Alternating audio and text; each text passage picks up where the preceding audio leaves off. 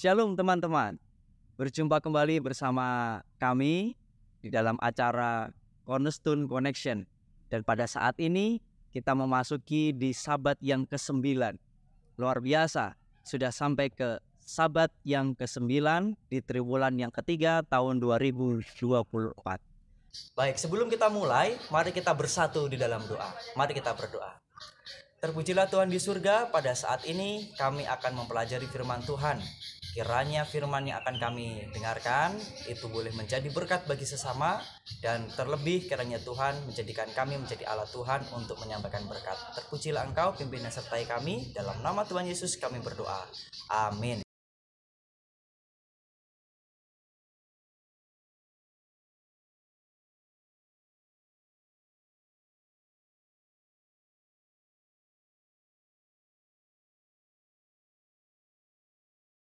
Nah, saat ini sebelum kita berdiskusi, ada baiknya kita akan berkenalan dengan teman-teman kita yang baru.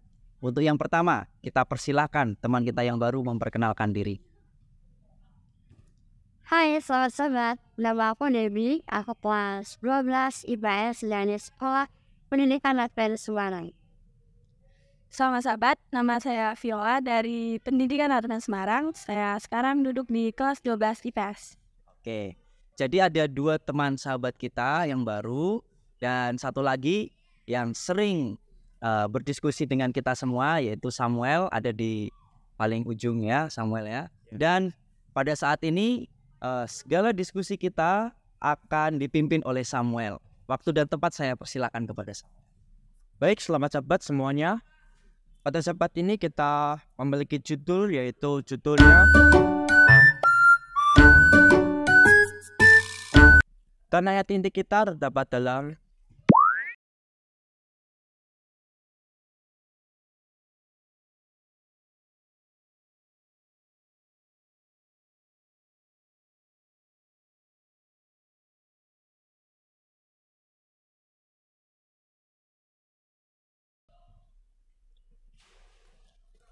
dari beberapa ayat inti kita dan ayat pembahasan kita. Di sini saya memiliki beberapa pertanyaan untuk teman baru kita, yaitu pertanyaan nomor 1, apa persamaan dan perbedaan dari 3 cerita tersebut? Bagaimana menurut saudari Debbie? Menurut aku dari persamaannya itu banyak orang datang kepada Tuhan membawa anak-anak sudah diberkati. Terus perbedaannya dari singgah kisah yang kita pelajari itu di salah satunya ketulis kalau Tuhan Yesus marah. Terus di kitab lainnya ditulis kalau Tuhan Yesus merangkai dan memersatnya anak itu. Dan itu perbedaan yang aku bisa dapat. Bisa dari Viola mau penambahkan? Di ayat ini saya hanya menemukan persamaannya, yaitu banyak orang-orang yang ingin anak-anaknya diberkati dan dijamah oleh Tuhan. Mungkin juga pendeta yang menambahkannya. Oh ya, jadi pembahasan kita ini menarik ya. Iya. Diambil dari 3 buku Injil, di mana ketiga-tiganya ini menceritakan kisah di mana ada seseorang yang membawa anak-anak mereka untuk diberkati oleh Tuhan. Nah, di dalam Matius, kemudian ada juga di Markus dan juga Lukas. Lukas 18, kemudian Matius pasal yang ke-19, dan juga Markus pasal 10. Jadi dari ketiga cerita yang tertulis dalam firman Tuhan itu memang ada, inilah ya yang dikatakan orang-orang, katanya Alkitab itu sudah tidak asli. Kenapa? Karena kalau memang Alkitab itu berasal dari Tuhan, kok sepertinya ada perbedaan, ya kan? Nah, intinya adalah bukan apakah itu berbeda atau tidak, tapi makna dari cerita itu. Nah, di sana ada cerita persamaannya adalah ada orang tua yang membawa anak-anaknya untuk dibawa kepada Yesus supaya diberkati. Kemudian persamaannya juga murid-murid Yesus itu menolak mereka. Lalu persamaan yang kedua adalah murid-murid Yesus itu menolak mereka. Dan persamaan yang ketiga adalah anak-anak itu datang kepada Tuhan. Itu persamaannya hanya itu. Anak-anak itu ada anak-anak, ada orang tua, kemudian ada murid yang melarang. Tapi ada perbedaannya di sana. Ya, kalau dalam teks, ya secara tekstual itu ada anak-anak yang dipeluk sama Tuhan, ada yang diberkati. Kemudian ada juga ayat yang tidak ada mengatakan bahwa anak itu dipeluk atau diberkati, tapi Yesus ketika Yesus mengatakan jadilah seperti seorang anak kecil untuk mendapatkan kerajaan surga, lalu Yesus pergi. Ada yang seperti itu juga. Nah, jadi mungkin perbedaannya itu. Jadi mungkin pertanyaannya adalah lebih luasnya adalah lebih luasnya kenapa Alkitab itu sepertinya kok berbeda-beda gitu. Tapi intinya bukan tekstualnya, tetapi makna daripada cerita itu yang terpenting, bukan tekstualnya. Ada juga Alkitab yang mengatakan, contohnya ini di di kitab Raja-Raja, kemudian dibandingkan dengan Tawarik.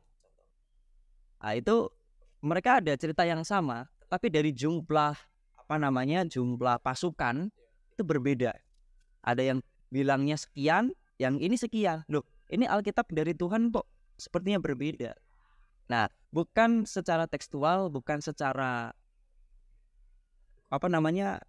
kuantiti, ya, tapi makna dari cerita itu, kualitas dari kenapa cerita ini bisa masuk ke dalam Alkitab.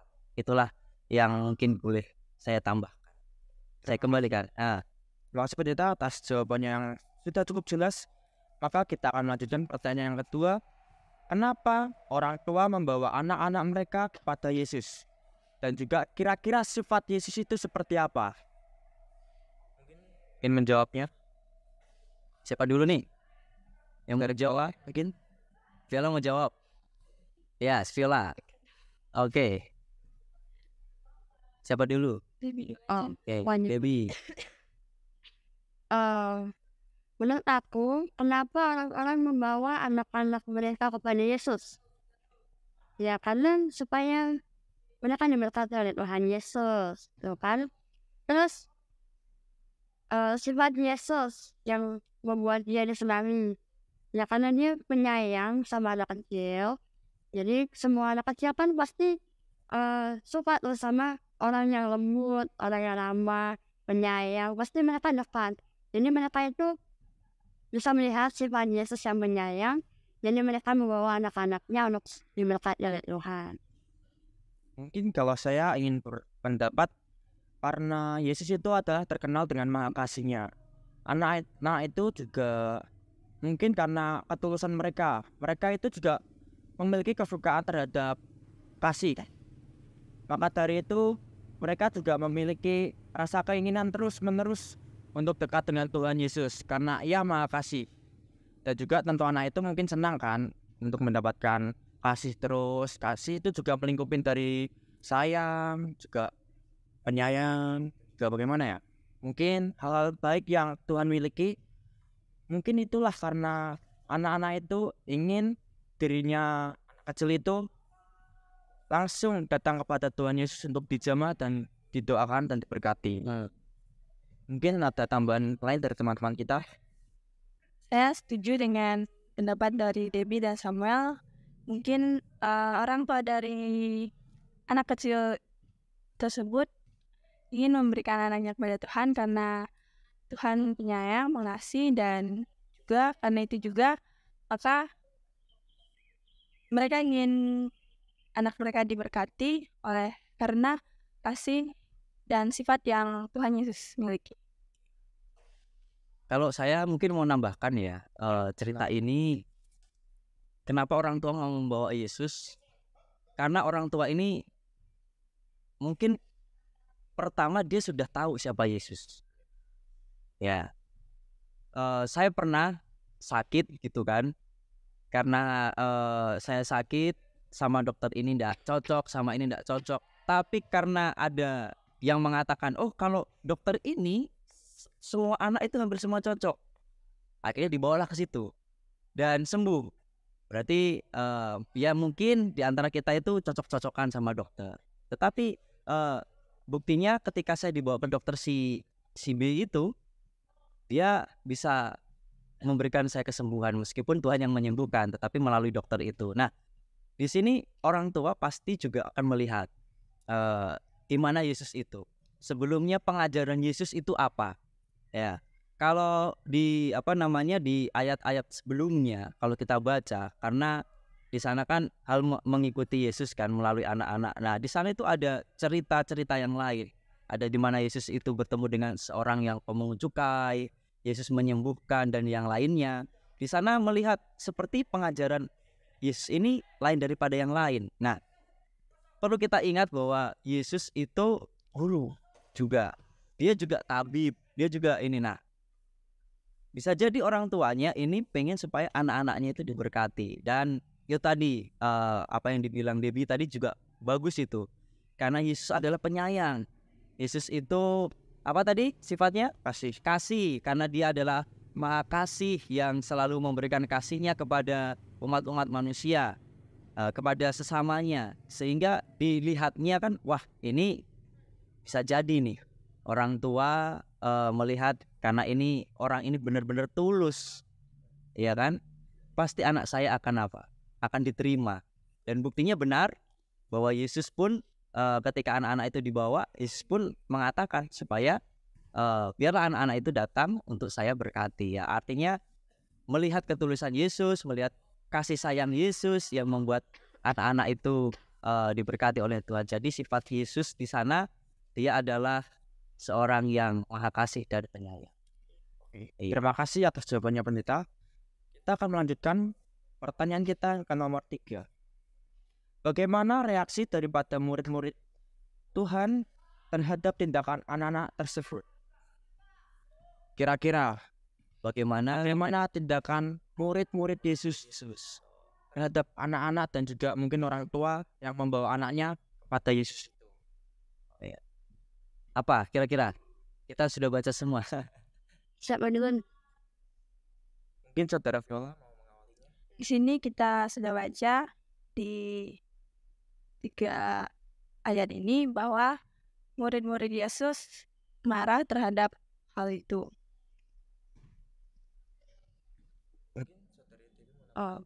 Kalau aku tambahin, reaksi murid-muridnya ini aku bilang kurang bersahabat. Karena mereka berpikir ya, kalau anak kecil itu kan mengganggu, mereka itu berisik. Jadi mungkin waktu Yesus ada di situ, mereka akan mengganggu ketenangannya mereka dan aktivitas mereka. Jadi aku pribadi sendiri ya kurang bersahabat sama murid-murid itu. Kurang bersahabat. Berarti ini kan menunjukkan bahwa sudut pandang Tuhan dan juga sudut pandang murid-muridnya ini berbeda. Iya. Karena sifatnya mereka juga masing-masing berbeda. Karena sifatnya Tuhan sendiri kan maha kasih. Berarti murid-murid ini belum tentu juga memiliki maha kasih. Walaupun mereka memilikinya, tapi tidak memiliki terhadap pandangan ke anak-anak kecil. Karena pandangan mereka sudah terlalu buruk kepada anak kecil. Iya. Dari awal mereka memikirnya bahwa anak kecil mengganggu dan juga bagaimana ya, mengganggu aktivitas mereka lah. Mungkin juga pendeta enggak ada pesan? Ya mungkin sama seperti kalian bahwa kenapa murid-murid ini mungkin merasa terganggu.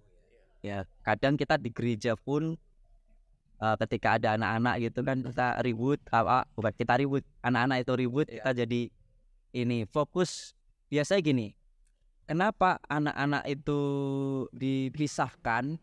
Terkadang anak-anak itu pintar mengambil simpati. Iya. Ya kan?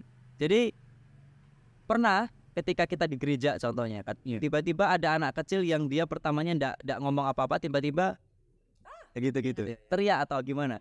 Itu jadi akhirnya jadi pusat perhatian. Nah, mungkin aja murid-murid ini juga tidak mau supaya orang-orang yang tadinya pusat perhatiannya kepada Yesus dialihkan kepada anak-anak, ya kan?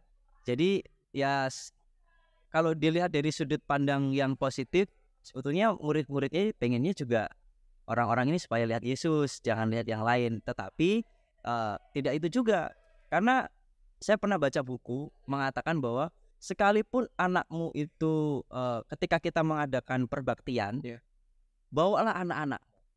Jadi bagaimanapun anak-anak itu sedang bermain atau apa, ketika mereka mendengarkan firman Tuhan, meskipun dia masih bermain di situ, tapi di situ firman Tuhan bisa masuk ke dalamnya. Jadi Tuhan Yesus ingin supaya meskipun anak-anak mungkin mengalihkan perhatian para audiens, tapi tetaplah anak-anak itu juga perlu mendapatkan berkat seperti itu. Jadi reaksi ya murid-murid Yesus adalah dia melarang anak-anak itu datang supaya kita fokus kepada Tuhan. Jadi itu. Jadi untuk pertanyaan yang berikutnya tadi, bahwa reaksi daripada murid-murid adalah dia mau supaya kita fokus kepada Tuhan. Cukup luar biasa jawaban dari pendeta. Maka soal kita selanjutnya adalah Yesus marah. Kira-kira apakah ini sifat dari Tuhan? Ya, yang terkenal dari awalnya makasih dan bilangnya Yesus marah. Iya, katanya tadi Yesus makasih, Yesus penyayang ya. Kenapa dia marah? Nah, ini menarik juga ini. Kalau menurut kalian gimana ini? Mungkin apa dulu ya? Iya. Sifat apakah Yesus marah adalah sifat Tuhan? Kalau aku sendiri kayaknya bukan.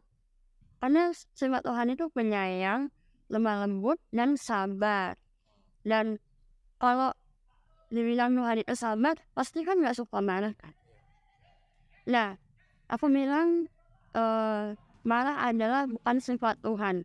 Mungkin karena murid-muridnya ini menghalangi maksud mereka untuk bertemu dengan Tuhan. Jadi siapa sih yang gak suka kalau kita mau datang sama Tuhan terus dihalangi, pasti kan marah kan. Nah itu juga yang aku pikirin. Jadi Tuhan Yesus marah karena ada anak-anak kecil yang mau datang untuk diberkati dengan maksud baik tapi dihalangi gitu. Jadi sudah cukup jelas di sini Yesus marah karena memiliki alasan yang baik. Karena anak kecil ingin datang kepadanya tetapi dihadang oleh para murid-muridnya. Itulah yang membuat Yesus marah. Selanjutnya kita akan pertanyaan selanjutnya. Apa bedanya penerimaan anak-anak kepada Tuhan dengan penerimaan orang dewasa kepada Tuhan? Kira-kira sikap manakah yang perlu ditiru? Ya, kalau dari saya ya,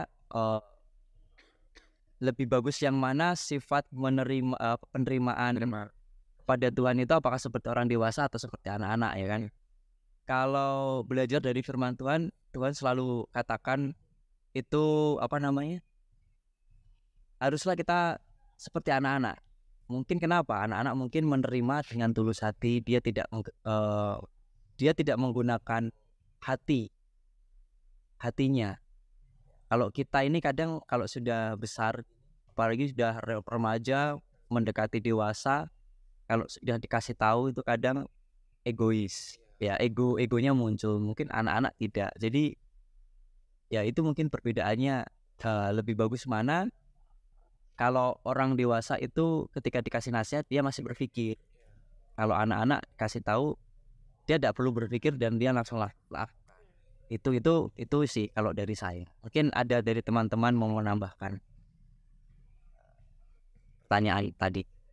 Menurut saya lebih baik cara anak kecil menerima Tuhan Yesus, karena seperti yang pendeta Rengga bilang tadi, bahwa anak kecil itu pikiran dan hatinya masih bersih dan dia ingin menerima apapun yang orang lain katakan. Seperti contoh, jika anak kecil berantem, dia dan teman berantemnya ini tidak ingin berlama-lamaan berantem.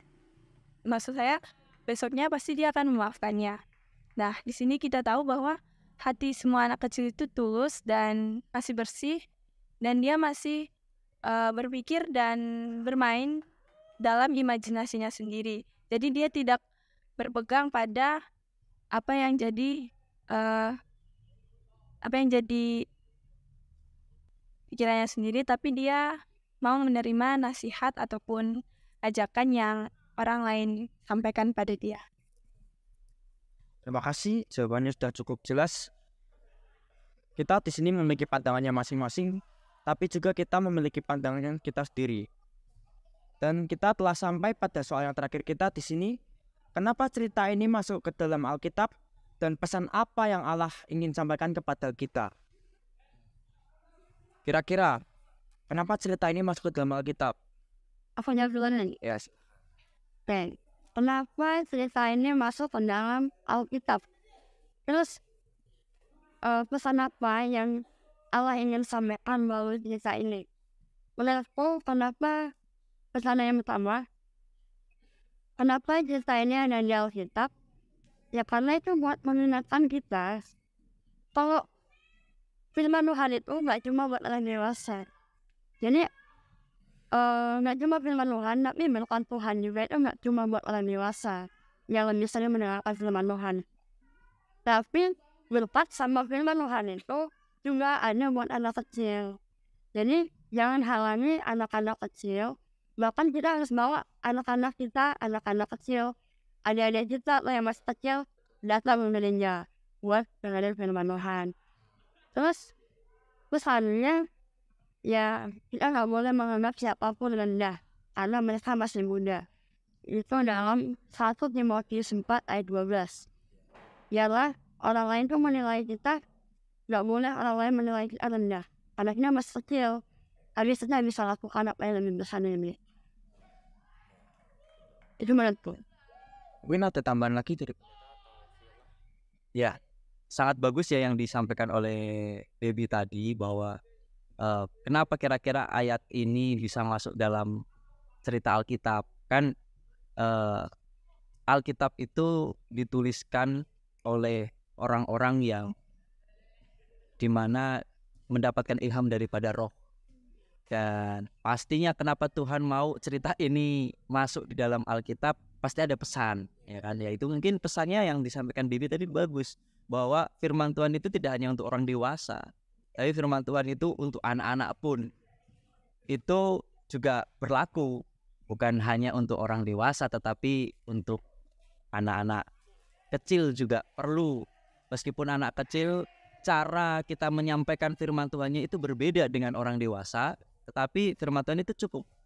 Kalau pernah kan kalian membaca cerita, ya kan? Waktu Petrus mengatakan, aku mengasihi Yesus sampai 3 kali. Pernah kan? Terus Yesus katakan apa? Gembalakanlah domba-domba. Kalau kalian baca itu di dalam bahasa Inggrisnya, itu pertama Yesus katakan, take care of my sheep. Kemudian yang kedua, feed my lamb. Apa bedanya? Sheep sama lamb. Sheep itu adalah domba yang sudah dewasa. Sedangkan lamb itu adalah domba yang masih kecil, ya kan? Artinya Tuhan mau supaya yang diperhatikan itu tidak hanya orang-orang yang sudah dewasa, tetapi yang kecil pun perlu untuk diperhatikan. Kita harus take care, kita harus memberikan makanan kepada mereka. Makanan yang dimaksudkan tidak hanya makanan jasmani, tapi makanan rohani. Cukup luar biasa atas jawabannya. Diskusi kita pada sahabat ini sudah banyak soal yang kita jawab di diskusi ini. Mungkin kita akan kembalikan kepada Pendeta Rengga. Ya, terima kasih teman-teman. Terima kasih buat kita semuanya. Kita akan tutup pertemuan kita ini dengan doa. Doa akan dipimpin oleh Viola. Kita persilakan. Baik, mari kita bersatu dalam doa. Tuhan Allah Bapa kami yang telah dalam surga, terima kasih Tuhan Yesus untuk perlindungan-Mu sepanjang hari ini. Ya Tuhan, di sini kami telah menyelesaikan diskusi cornerstone kami. Kiranya Tuhan, apa yang kami diskusikan melalui firman-Mu ini dapat menjadi pedoman dalam hidup kami, dan kami dapat menerapkan ini ke dalam kehidupan kami semua. Kami ingin menyerahkan sepanjang kehidupan kami ke dalam tangan-Mu ya Tuhan. Ampuni segala dosa pelanggaran kami, dalam nama Yesus kami berdoa dan mengucap syukur. Amin. Terima kasih Viola, terima kasih teman-teman. Kita akan bertemu di lain waktu. Kiranya Tuhan memberkati. Bye-bye.